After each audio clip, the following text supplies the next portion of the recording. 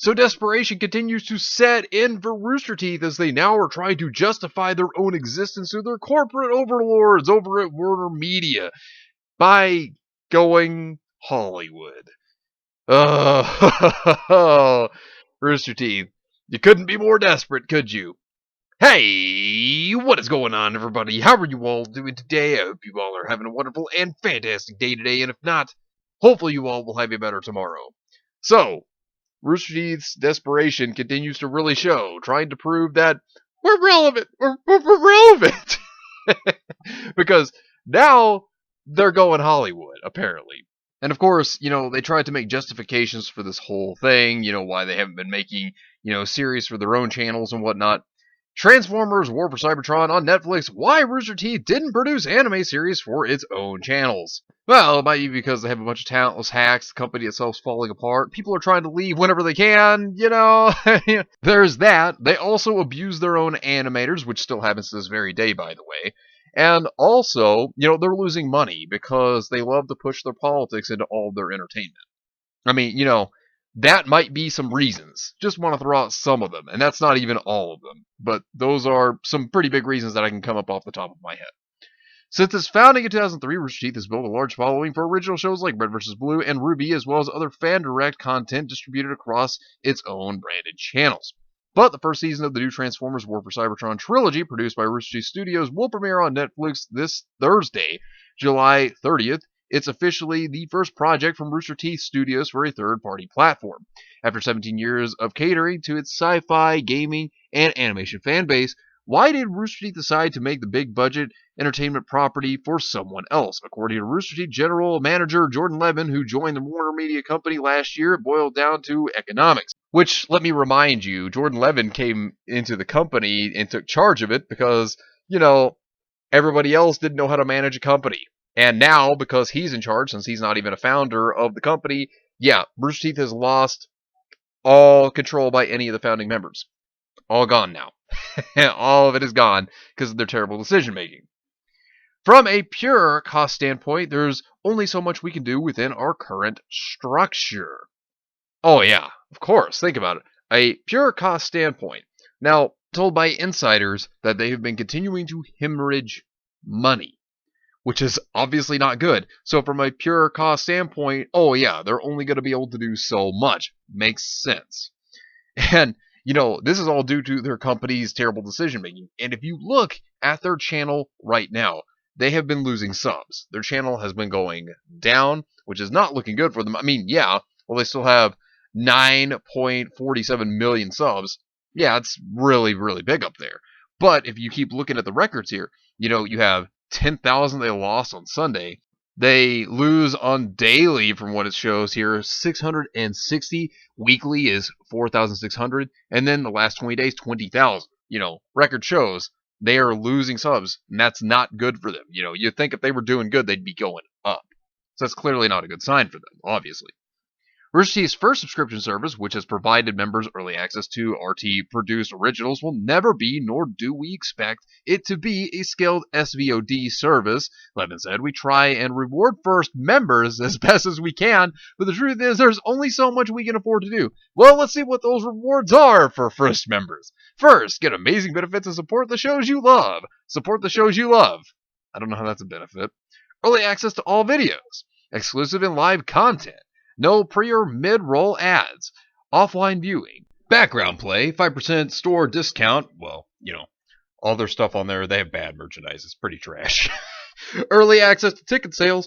Gold star by your username. Oh, man. Well, then how is the First Plus better? Well, let's take a look at that. Rooster Teeth First Plus. All the same great benefits of a 12-month first membership, plus free domestic standard shipping, 50% off domestic expedited shipping from the Rooster Teeth store, 50% off international standard shipping from the Rooster Teeth store, a unique First Plus star by your username, and more to come.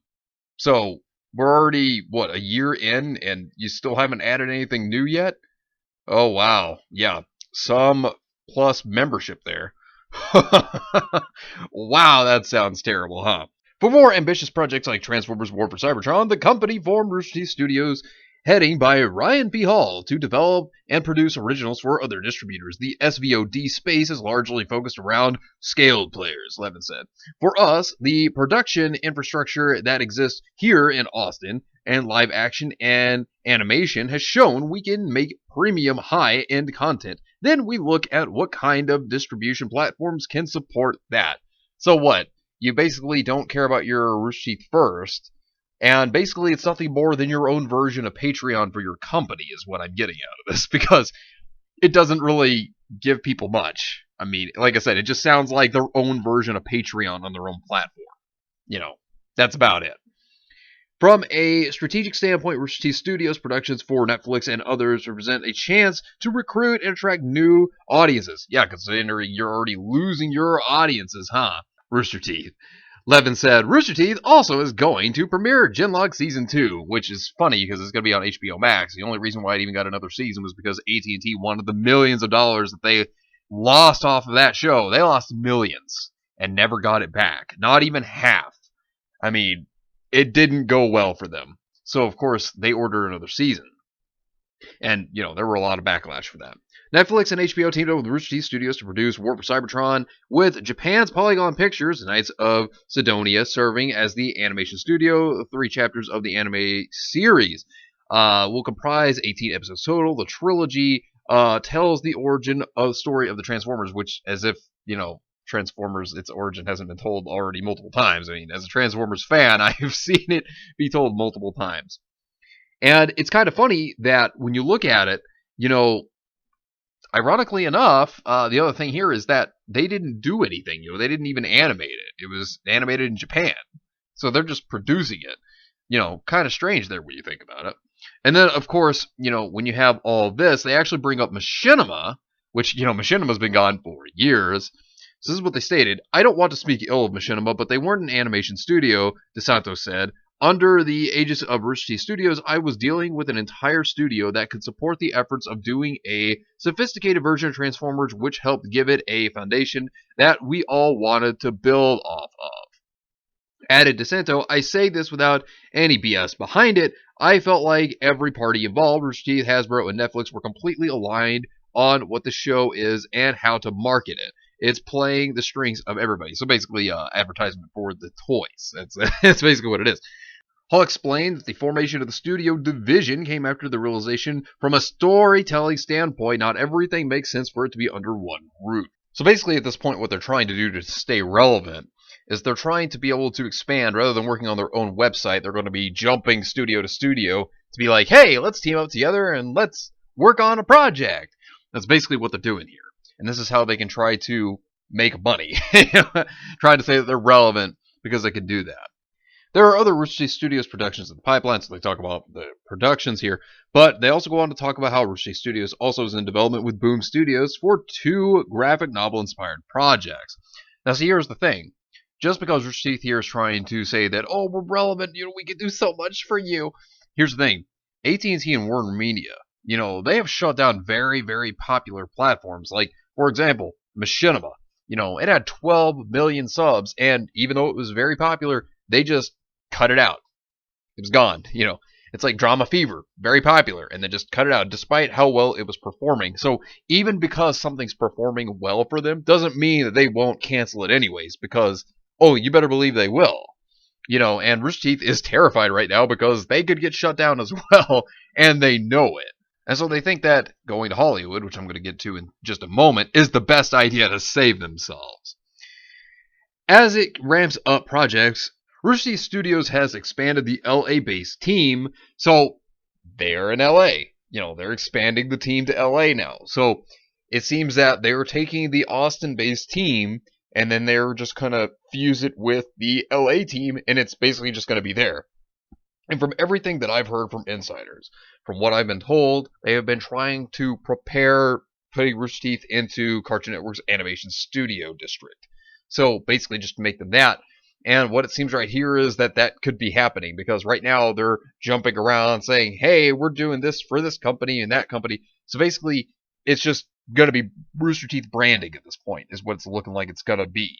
And that's not a good sign for the company, meaning that the company could be folded in which that's what I think is very likely to happen. And, speaking of their money issues as well, Rooster Teeth is going to have their RTX this year, even though they decided that they weren't going to have it, and they panicked over it because they were like, oh, well, people could still keep their tickets, and so they've changed things up, saying RTX at Home, Rooster Teeth sets 10-day virtual convention for September. I don't know how in the world they think that a online convention for them is going to work 10 days. I don't know how they think that's going to work. Rooster Teeth has revealed details for RTX at Home, this year's virtual alternative to the studio's annual flagship convention, RTX Austin. RTX at Home will be a 10-day virtual convention running from Tuesday, September 15th to Friday, September 25th. How is that going to be any different realistically from their videos or their podcasts they naturally have? It's not going to be any different. And then, of course, they go on to state this, is that the virtual convention will be free for all Rooster Teeth First members, those with $5 a month subscription to the website. However, select panels will be free to watch for everyone, including Ruby and Volume 8 panel and the Red vs. Blue 0 panel. Now, take a look at this part. This is the big one, the meat and potatoes of all of this. RTX is known not only for the convention itself during the daytime, but also the various comedy shows, parties, concerts, and gaming events that take place in downtown Austin after the sun goes down. While those kinds of things won't be taking place this year, RTX at Home will recreate the vibe with special one-time only virtual events. Those who would like to attend these events will have to purchase separate tickets, with first members being given first dibs. I don't know how they think this is going to work. I really don't see how they think this is going to work, especially for 10 days. Pretty ridiculous. RTX at Home will also feature virtual meet and greets with Rooster Teeth personalities, personalized video recordings, group happy hours, and more. Like with nighttime events, these experiences will require the purchase of separate tickets. So you have to have virtual tickets for events, and then you have to have separate tickets again to meet people that are talentless hacks. Okay. These tickets will be limited, and once again, Rooster Teeth members will receive early access. Oh, this is crazy. And, here's the other thing I want to bring up here, because when you look at, Comic-Con this year, it was a bust. So I don't see how Rooster Teeth's going to do any better. I don't see that working out well for them. And then, of course, while they've been trying to say that, oh, we'll work with Hollywood and LA and make everything work. Yeah, well, Crunchyroll themselves recently tried to justify their own existence as well by stating that they hit 3 million streaming subscribers. Now, here's the thing. You think 3 million is pretty big. And yeah, for some you would think so. But when it comes to a streaming platform like Crunchyroll, for example, you would expect more than 3 million. 3 million is very low for a streaming platform. And, this is not the first time that we've seen Crunchyroll try to justify their own existence and how relevant they are to WarnerMedia as well. We've seen it happen before the whole HBO Max release happened. They were trying to talk about it. And, here they are again. And, that's the thing. Whether a company is doing well for, WarnerMedia or not, it doesn't matter. Because the thing is, if we've seen what happened to Machinima or Drama Fever, well, they'll just axe anybody. And Crunchyroll, that's what they're afraid of. Same with Rooster Teeth. They're afraid of that as well. And, there was even a point in time, which Clownfish themselves talked about, as well as Bounding Into Comics here, talked about how AT&T discussed selling Crunchyroll to Sony, Funimation's parent company. So, there was talks at one point where AT&T even planned to get rid of Crunchyroll. So, no company is safe that is under AT&T and WarnerMedia. They just aren't. And Rooster Teeth themselves thinking that working with the snake's den known as Hollywood itself is a good idea. Well, yeah, we'll see how long that lasts, because I can tell you right now, with all the terrible things that Hollywood does, all the illegal actions and whatnot that they commit, I doubt Rooster Teeth themselves will last much longer. If anything, they have 2 years at most as a company to survive, but that's just my thoughts on it. But anyways, let me know what you think about this entire situation down below. Subscribe to the channel if you are new here, and make sure you are still subscribed, because YouTube is unsubscribing people from all their favorite channels, so make sure you are still subscribed to all your favorite channels. Hit the video with a like, and also be sure to share the video on social media, spread the word and get it out there. It's greatly appreciated, and it really helps out the channel a lot. Also, be sure to follow me on Discord. We have a wonderful community there. Not only that, but it will keep you up to date on when the newest videos will be released, as well as any other upcoming events in the near future. So be sure to follow me on Discord. The link is in the description down below. But anyways, I hope you all have yourselves a wonderful and fantastic day today. And remember, if today was not a good day, tomorrow can always be better. Take care of yourselves and everyone around you. And have yourselves a good one out there, everybody.